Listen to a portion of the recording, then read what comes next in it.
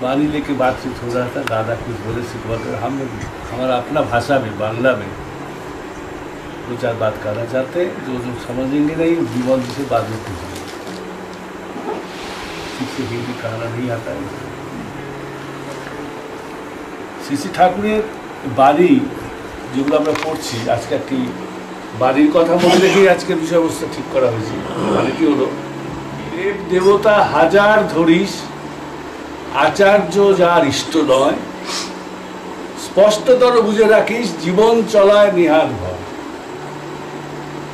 इसका हिंदी मोटा मोटी हम समझ रहे हैं, जितना भी देव देवता पकड़ के तुम चलो, लेकिन जीवन में अगर कोई तुम्हारे सामने आचरण करके दिखाने वाला ऐसा कोई आदमी नहीं है, तो जीवन के पथ में कभी भी तुम्हारा कुछ अच्छा ही नहीं हो सकता। डर है, डर है, किसी भी कुछ हैपनिंग हो सकता है जो अनवांटेड है।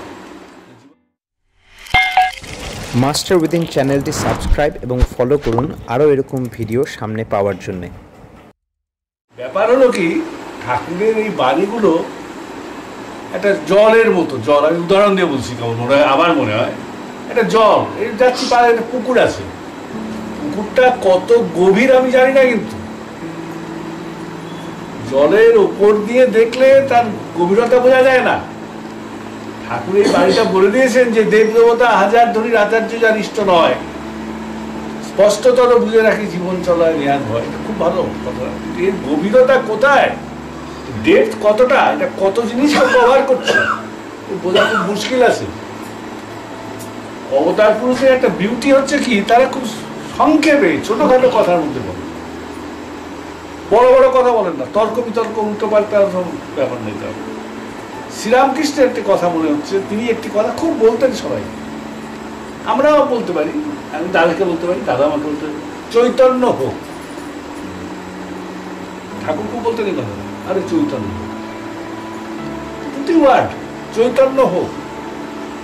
এই কথাটা নিয়ে যদি কেউ ভাবতে বসে, তাহলে এই কোথায় যে দাঁড়াবে, ওগুলো কি যে হতে হবে বোঝা মুশকিল আছে। তেমনই ঠাকুর জীবন চলা নিহাত ভয় করে দিয়েছে। জীবন চলা, জীবন চলা মানে কি, কোথায় ব্যাপ্তি, কত দূর, কি করতে হবে, জীবন চলা মানে কোথায় যে থামবে বলতে পারে কেউ? আমরা কি বলছি এখানে আলোচনা করছি, লেখাপড়া হবে না মাস্টারমশাই না থাকলে, চাকরিতে উন্নতি হবে না, যে কোনো কাজ করলে আমার সামনে ডেমনস্ট্রেটর চাই। কিন্তু আমরা জীবনের ছোটবেলার থেকে নিয়ে বিবাহ পর্যন্ত কি তার পরে পর্যন্ত সমস্ত জিনিসের ডেমনস্ট্রেটর আছে আমাদের কাছে।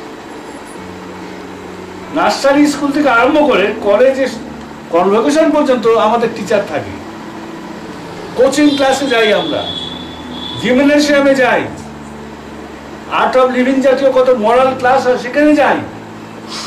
ওই আমরা ঘুরেই বেড়াচ্ছি কিন্তু নানা রকম ট্রেনিং এর মধ্যে, তাই না? আর আমরা নিজেদের বড় বেশি এডুকেটেড, এফিসিয়েন্ট, কাবিল নাগরিক হিসাবে গড়ে তুলেছি প্রত্যেকে ভাবে। আমি কম যাই না, আমার ডিগ্রি, আমার স্কুল, আমি যেখান থেকে পড়েছি, যে ইউনিভার্সিটিতে পড়েছি, যা পড়েছি, আমার সাংঘাতিক কোয়ালিফাইড, আমি very much qualified, over qualified অন্যদের তুলনা। কিন্তু এই নানা রকমের বহু সংখ্যক কাবিল লোক নিয়ে যে জীবন চলছে সমাজের, সেই সমাজের চিত্রটা কি, সেই জীবন চলা কি দেখছি? প্রতিটি ঘরে অশান্তি, প্রতিটি স্বামী স্ত্রীতে মারামারি, প্রতিটি মা সন্তান অমিল, ভাই বোনে অমিল, প্রতিবেশীর সাথে মুখ দেখাদেখি নেই, ব্যবসায়ী ব্যবসায়ী ঝগড়া, ভিন্ন কমিউনিটি ধর্মাবলম্বী লোকরা রায়ট, ডাউরি কেস, মেয়েদের পুড়ে মানাচ্ছে ফর মেয়ার পেটি মানি, পয়সা দিয়ে। দেখা যাচ্ছে জীবন চলা বলতে লেখাপড়া টড়া বাদ দিয়ে যা বোঝায় সেই সব জায়গায় আমাদের গর্ব। এক গ্লাস জলের জন্য কল থেকে জল নিয়ে আসতে মারামারি হচ্ছে, এক বালতি জল আমি দেবো না, আমি আগে দেবো। আমার সামনে বাড়িতে আমরা ৩-৪ জন ভাড়াতে থাকি, একটা স্কুটার রাখা নিয়ে মারামারি হয়ে গেল, কেউ কাউকে ছাড়তে রাজি না, 1 ইঞ্চি জমি।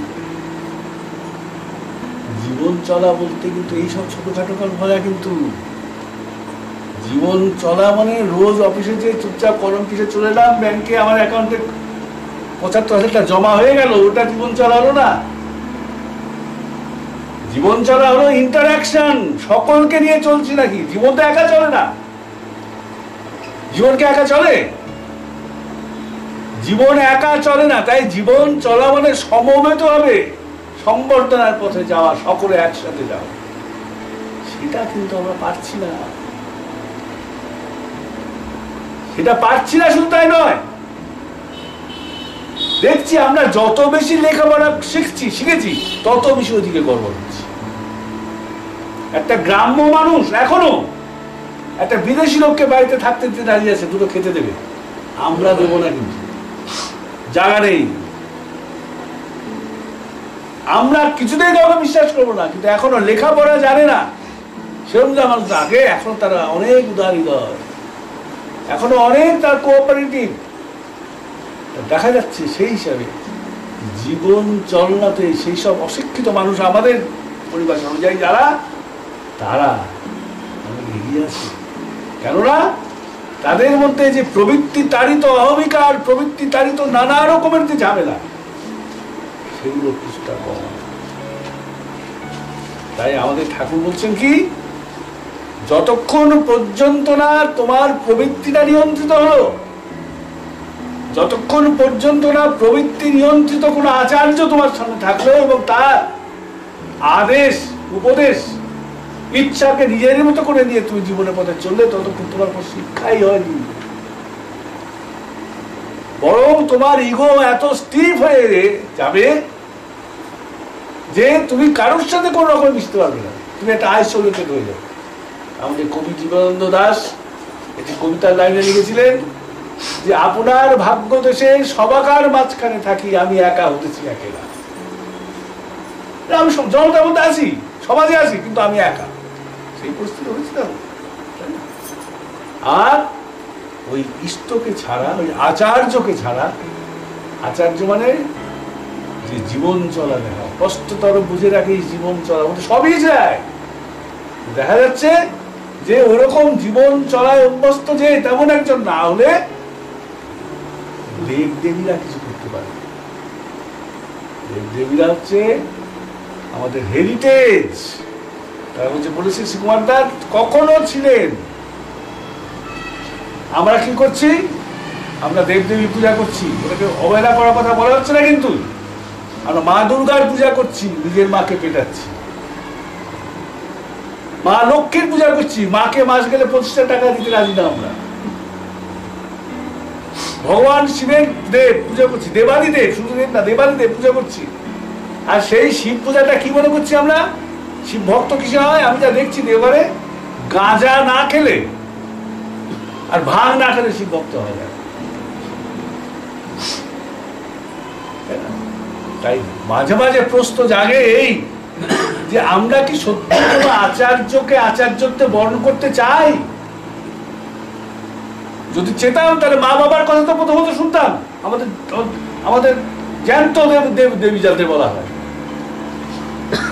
জননী জন্মভূমিষ্ঠ স্বর্গাদপি গরীয়সী বলা হয়, পিতা স্বর্গ পিতা ধর্ম বলা হয়, পিতরি প্রীতিমা বন্যে প্রিয়ন্তে সর্বদেবতা, সর্বদেবতা।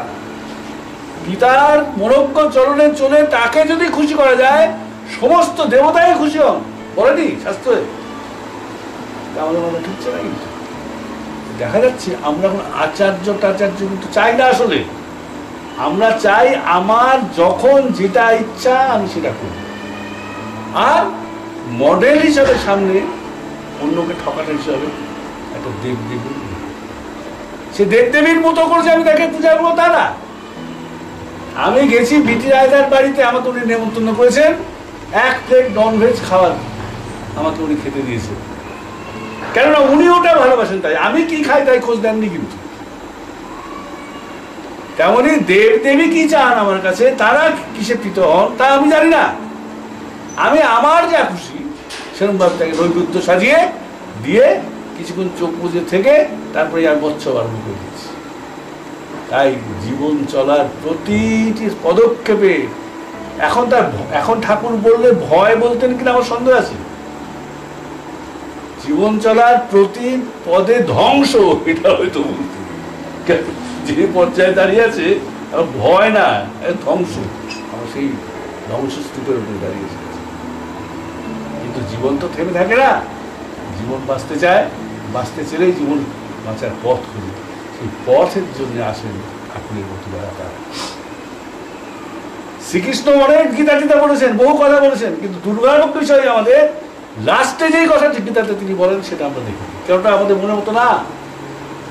কি বলছেন লাস্টে? মন্মনা ভগবত ভক্ত মত জারি মাঙ্গ মুশকুল ভাবে অবশ্য সত্যন্তের প্রতি যার কি, তুমি আমাকে তোমার মনটা দাও, সমস্ত কিছু আমাকে অর্পণ করো। যোগ কি সাংখ্য ফাঙ্ক্য হয়ে গেছে, ওসব পাস্ট হয়ে গেছে। লাস্টে কি বলছেন?